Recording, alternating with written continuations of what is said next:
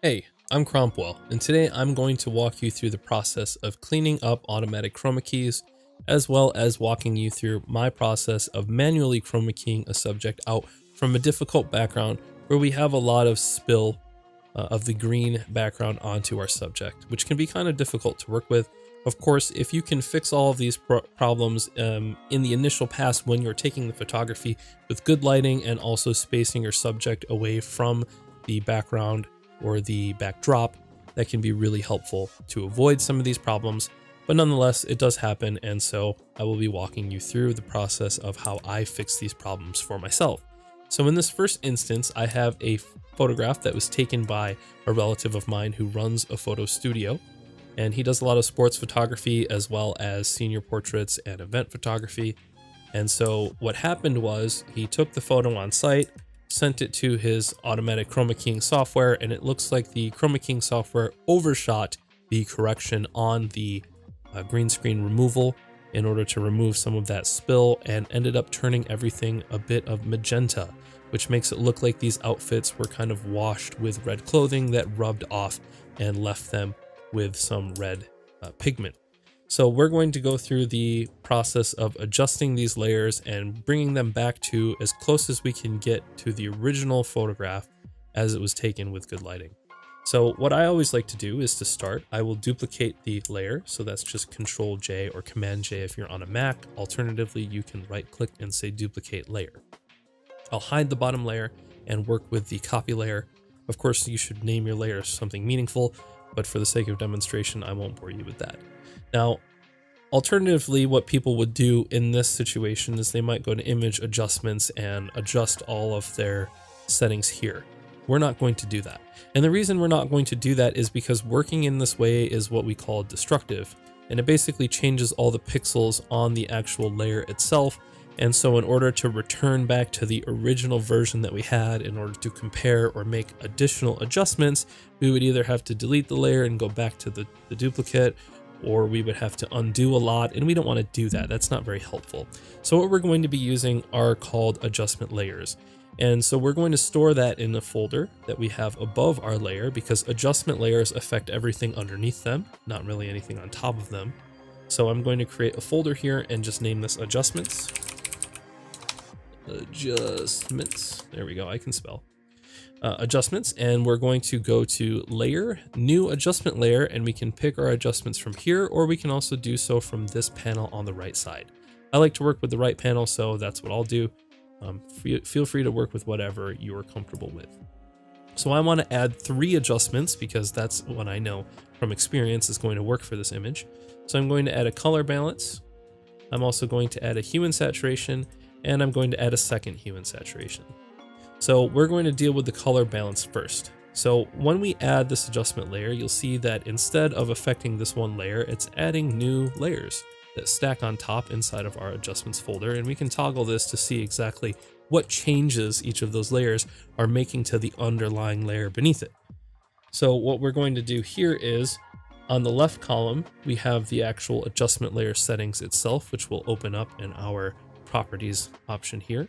And then we also have a layer mask where we can control what parts of that layer are being applied to the layer below and what parts that we don't want to apply to it. And the way that these layer masks work are the areas that are filled in white here, so the entire layer as it is now, is going to affect all the pixels that are directly underneath the area that's painted in white. If we were to invert this with Control I, you can see it turns black, or we could paint it with our brush here. On the side, we have our color options, white and black. So the parts that are black are not going to be affected by the adjustment layer, and the parts that are white are going to be affected.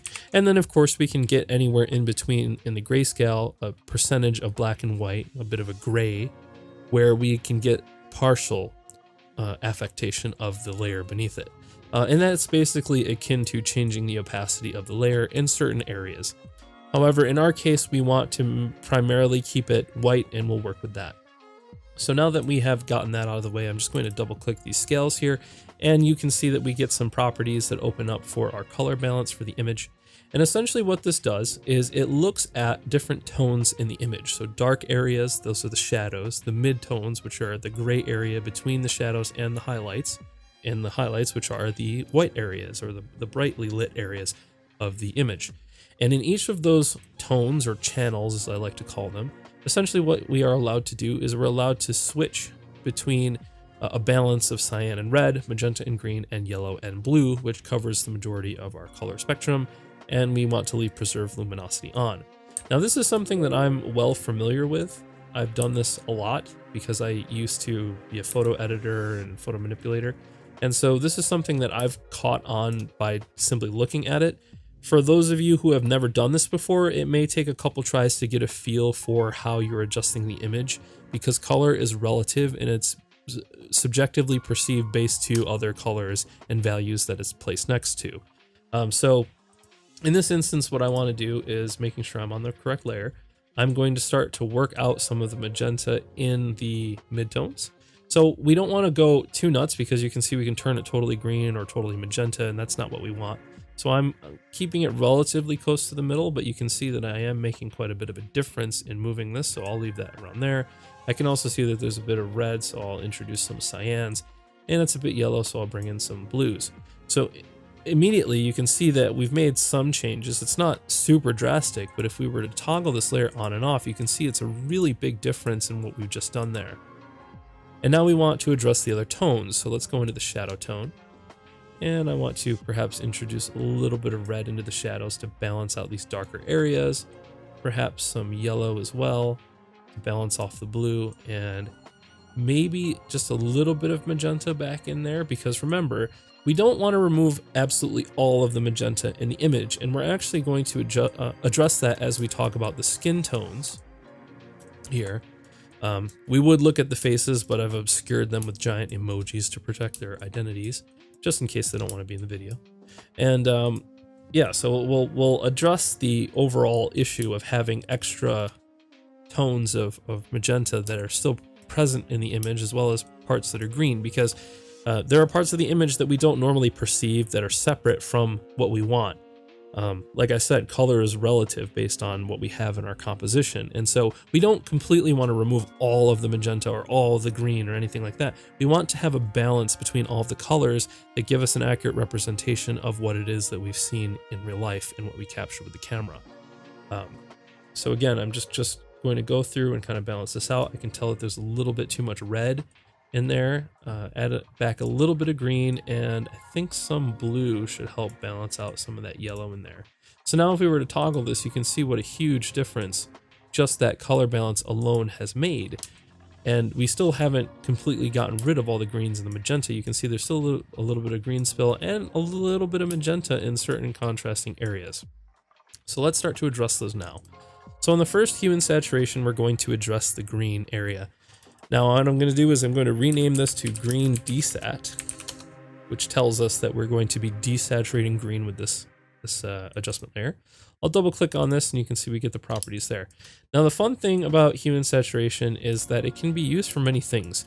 Unfortunately, many users end up using this as kind of a global color control and don't actually use it in a restrictive way. So what they'll do is they'll change colors kind of radically and make it all psychedelic, which is not really what we're looking for. They might globally desaturate things to make it black and white or grayscale, which is not what we want. And then of course we can also change the lightness and darkness, which again is not what we want. So how do we affect certain parts of the layer underneath with this hue and saturation? Well, they have this awesome little option here where we can actually pick ranges of colors, and we want the greens. So now you can see that we've got this little slider here at the bottom that allows us to affect certain parts of the color spectrum and exclude others from any adjustments that we make. So here with this green area selected, I kind of want to open this a little more on the right side just to get this affecting some of those blues on the tip of the green spectrum. And maybe open this up on the yellow just a little bit. Now I can start to desaturate those greens, and I am actually going to pull this all the way down. And one way to check kind of what area on the image is being affected is if we hypersaturate this by just dragging it all the way up. You can see these are the areas that are being affected by this range here. So now if we bring it back to 0, you can see that there are some of these kind of accented green areas that look unnatural. If we drag it all the way down, it starts to look a little more neutral, a little more balanced. Now there are still some areas in the feet and things like this where we could really tweak this. I'm not going to worry too much about that right now. We will address some of it a little bit later. So I think that that's good enough for now, removing some of that green. Again, we can toggle this on and off and really see the changes that we've made. And then if we want to see the overall changes, toggle off the entire adjustments folder. It's great to see. So the last one we're going to do is we want a magenta desat. So I'll just rename that magenta desat, and I'll go through the same process. I won't talk through it as much as I did in the last one. We'll just kind of do it. So again, I'm going to open this up and make my adjustments.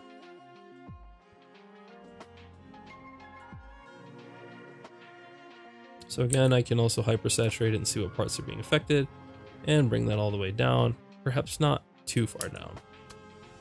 And now if I go back to my layers panel right here, you can see the global changes that we've made, and we've brought it back to a far more neutral area than we had by comparison to before. Now, like I mentioned earlier, we don't want to affect the skin tones, because if we pay attention now, they look a little bit jaundiced and kind of lifeless because we've removed all the magenta and some of the reds. And as we know, there is blood underneath the skin, and so we need to keep that color in the skin, otherwise our subjects may begin to look a little sickly or unnatural, and we don't want that. We want to have flattering subjects. And so what we're going to do is we're going to collapse our adjustments folder and just hit the add layer mask option here, and you can see we get one of these white layer masks right there. Now we can also manipulate these individually, but we want to apply this globally. So I put this layer mask on our adjustments folder, and I'm just going to manipulate it from here so that it affects all of the adjustments inside of the folder. So I'm going to hit the B key to make sure I have my brush, make sure it's the soft brush. 600 is a bit large, maybe around 400 should do. I'm also going to turn my opacity down to about 40, again making sure this is a soft brush, not a hard brush. And now with white selected, or I'm sorry, black selected, we'll switch it there. You can also switch it with the X key. I'm just going to start to paint in areas where I want to preserve the skin tone, and you can see we got a little bit of that red back. I'm just going to make sure that I don't end up spilling over onto the collar here, because we do want to preserve some of that. We'll add some of that red back to the skin up here. Again, I'm not going too nuts. If we looked at this, this is not pure black. We don't want to go all the way back to magenta, but just have a little bit of life in the skin. If you're familiar with human anatomy, for example, let's bring this down a little bit in size. Generally around the knuckles, the fingers, some of these extremities are going to have more blood flow through them, which kind of conveys the idea of life. You don't necessarily need to get it on areas such as the open skin here where it's completely white. Like here, this probably wouldn't have as much blood flow as the knuckles and fingertips, for example. So we can pay attention to that if you're familiar with that human anatomy. The toes are a good example where blood generally tends to flow through the human body. Perhaps some of the sides and top areas here. Again, not going too crazy, not at 100% opacity, just adding a little bit of life back. Make it somewhat believable. And there we go.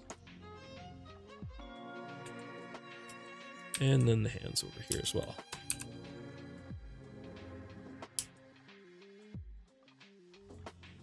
And just make sure that we go back and we remove anything that may have spilled over onto the outfit, as we don't want too much of that there. All right, so now if we change our global adjustments, you can see we've preserved some of the red in the hands and feet. We might need to add a little bit more, so we can hit Control L on this adjustment layer mask here, and we can kind of tweak some of these settings. And it's a little bit hard to see, but if you pay attention close to the feet, it is actually adding quite a bit of magenta. We don't want to go too nuts there. Just add in a little bit more red for the likeness there. Just convey that sense of blood flow and living tissue. And maybe remove a little bit of it on top here. There we go. So there we go. I think that that's a pretty good adjustment from where we were originally. As you can see here, there is one more area that I want to address. If I remember correctly, we're losing some of the data in the pants here because of these adjustments. So let's go through and remove some of that there. And this time I am using a full 100% brush there. And then of course I'm going to go back in with white on a smaller brush and remove some of the stuff that occurred here. I can turn this up a little bit more. And again, you kind of have to season all of this to taste and preference according to what the client wants, of course. So if they want something that's hyper stylized or has wacky colors, then of course, by all means, don't go as stir crazy as I have. But be careful about what it is you're doing. And there we go. I think that's starting to look pretty good. So now if we toggle it, we're not losing all the data in the pants. We got a nice balance color and things are looking pretty good. There might also be, nope, I think that's fine. There might be a little bit of yellow tone in here that we could work on, but for the most part, we brought this back to a more neutral position within the composition, probably a lot closer to what the original photo was. And that's how I would correct the overcorrection of Chroma Keying software. Now on to our more hard example here. This is going to be a little bit more difficult and a little more in-depth by comparison to what we just did. And so let's walk through this. So again, the first thing I do is create a duplicate of this layer, Control J, or just right click on it, Command J for those of you on a Mac. And we're now going to be selecting the green in the background. And the way that we do this is we go to the select option and hit color range. And you can see here, my selection preview is set to quick mask. And what that does is it gives us this red that shows us the colors that are being selected. So I'm going to find a nice green that kind of excludes most of our foreground subject. And you can kind of adjust the fuzziness, and you can see that it changes the range of values. So the higher the fuzziness, the more values you're going to get. The lower the fuzziness, the more specific values you're going to get. So somewhere around the 60 range is probably 50 to 60 range is what I want. In this case, it may vary for you depending on the colors that you're using. And now if I hold down Shift, you can see the icon of the eyedropper changes, and I can add in additional values. So that corner there are some green values here that I want to affect, and perhaps some of it over here. And I also have invert turned on. So by default, it probably looks like this for you. Just turn on your invert. And essentially what that does is it creates an area of exclusion. So this area that is coded in red are the areas that were not going to be selected, and the other areas of the skin that are being revealed as their true pixel colors are the areas that will be selected after we commit to this color range operation that we're working with.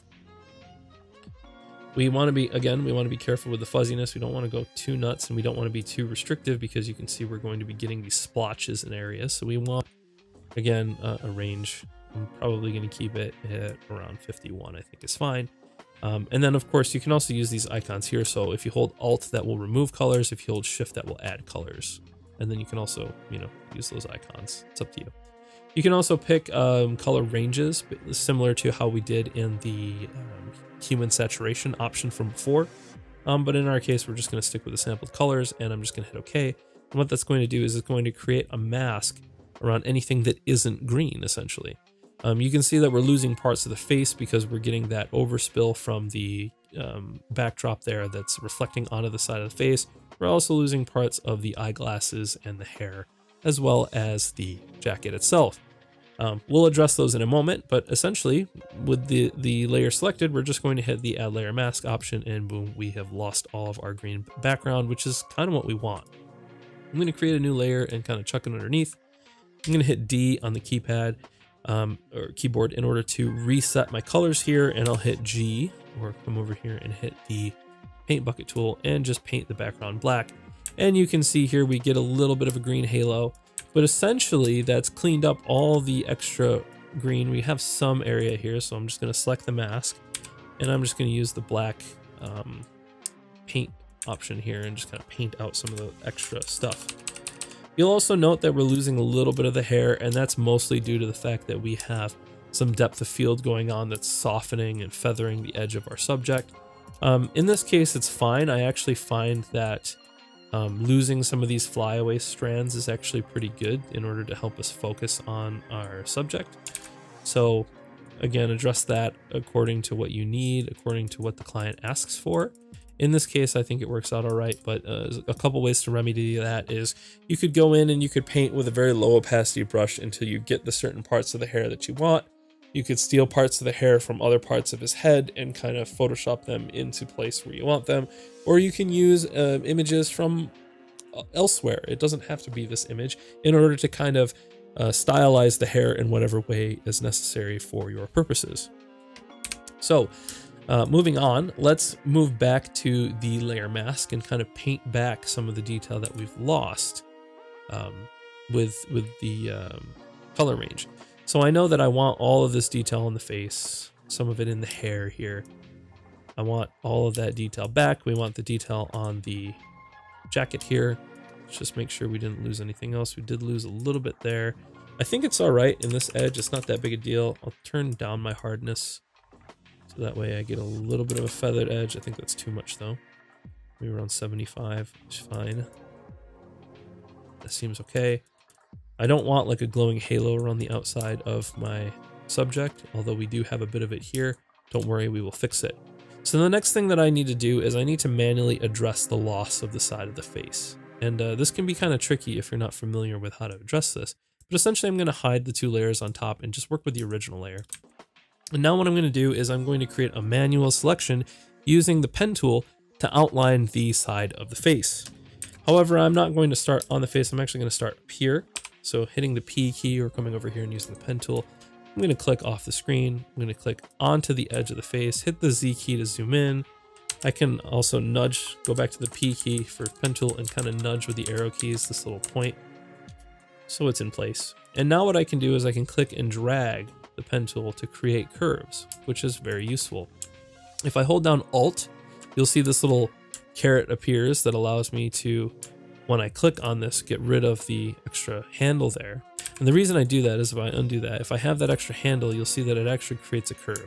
If I hit Alt and click on it, it actually goes at a 90-degree angle or a straight angle.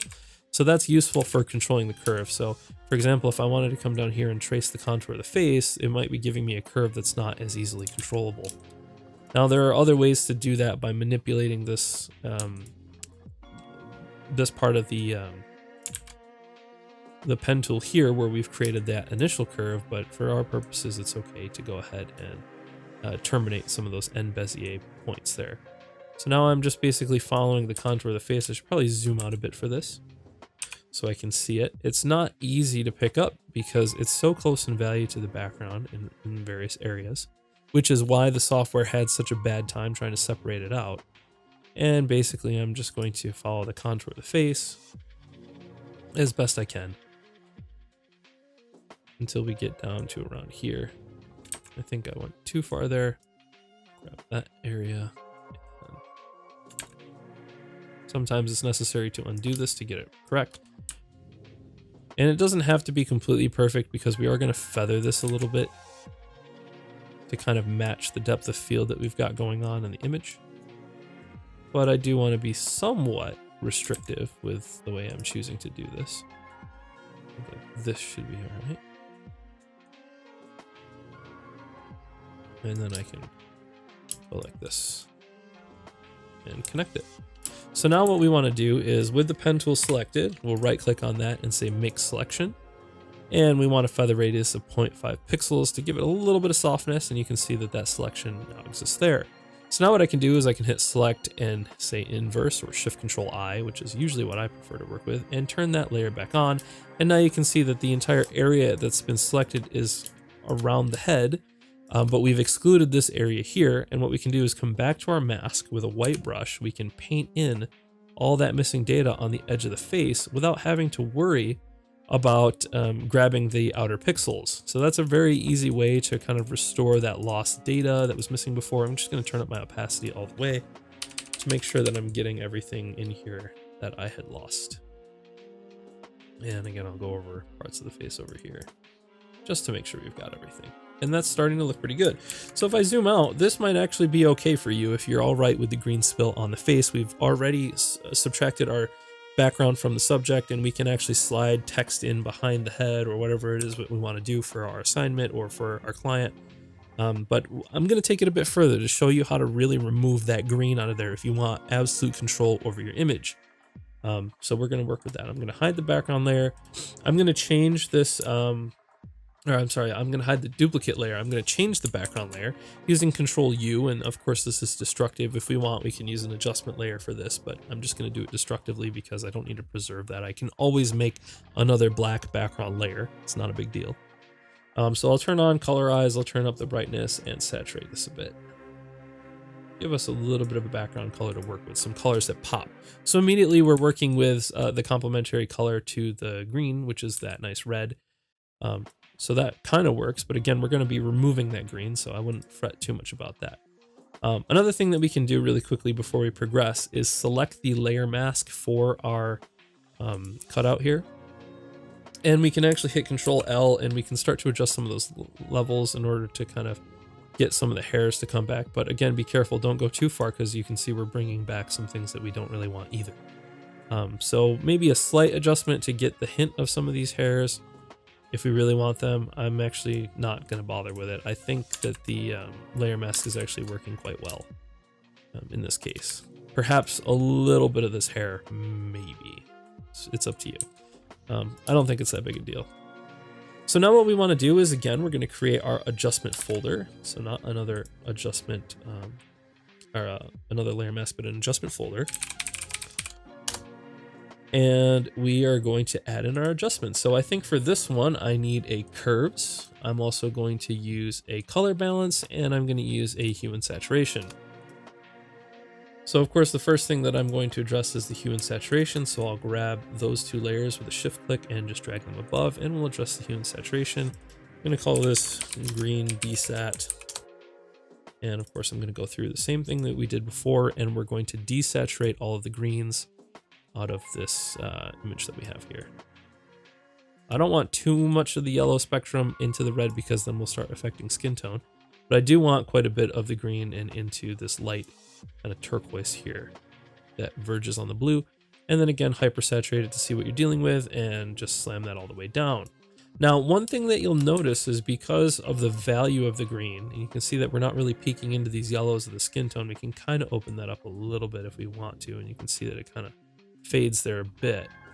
But what's happening here is we're getting this weird separation of that previously green area into this gray that fades into a yellow. And the reason why this happens is because the value of the green is no longer consistent with the image. So what we can do is we can actually drag up the lightness of the layer and maybe open this up a little bit to allow more of a fade, a gradual fade between that lightness and the yellows, still protecting the skin tone. And now you can see that we have a lot more of that value that comes in that looks a little more consistent with what it is that we expect to see there. So I'm just going to close that down and kind of toggle this off and on, and you can see that it's made a big difference. We've removed a lot of that green, and now we have more of a neutrally balanced image, if that's what we're looking for, of course. Now I'm also going to grab this layer mask here, and I'm actually going to paint out the right side because it's super highlighting this right side of the face, which we don't really want in certain areas. So we want to keep that lightness balanced. I got a little too much of the green here, so let me just undo that. But we want to protect parts of the face here from being hyper lightened and hyper saturated. And then of course I'll just paint out some of these greens here.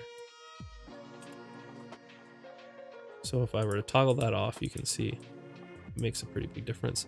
I also want to blur the layer mask of the overall cutout as well. So filter, blur, Gaussian blur, just a little bit, somewhere around 3 pixels. You can see that the edge, if I toggle this preview, goes from being hard to being more soft. And that's a little more consistent with the depth of field that we have. If I zoom in there, you can see it's not a super hard edge anymore. It's just a little more consistent, a little more attention to detail, which can be really helpful. So toggle this on and off just to see it again. I missed an area on the nose here that I reintroduced on accident, so let's paint that back in. And let's just make sure that we are balanced. All right, so now we'll adjust everything with curves. We'll just double click this and we'll bring this down in the darken area just a little bit. Something like that looks all right. So just giving things a little more contrast back because they're a little too bright. And then the color balance, one of my favorite my favorite adjustments. And now I can kind of change this, give it a little more red so it's a little more balanced, a little more magenta, not too much though. Bring back some of the yellow tones, maybe.